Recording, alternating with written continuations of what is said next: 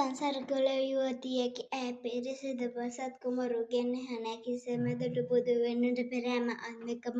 උණු ඇය උතුම් ලද යශෝධරා ලෙස පිදුම් ලැබූ මවකි. ඇය රාහුලට උතුම උණු දියණියකි. සුන්දර අමත දේවියට ද ප්‍රිය පොසත් කුමරුගේ හැම සසරෙම ගුණ මහිම නගින් තියනවත් කලක් නැත.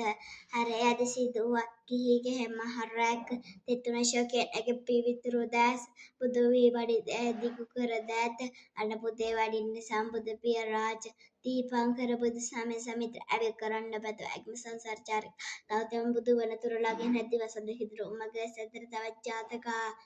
සිදුහත් උපත සමග ඇගේ උපත සිදු වුණි වසර මැද වාර්ෂික මසක රණී නබන ලද පිළිම බදුරුවක මෙවන් අසිරිමත් බවක් තිබෙන වරලදක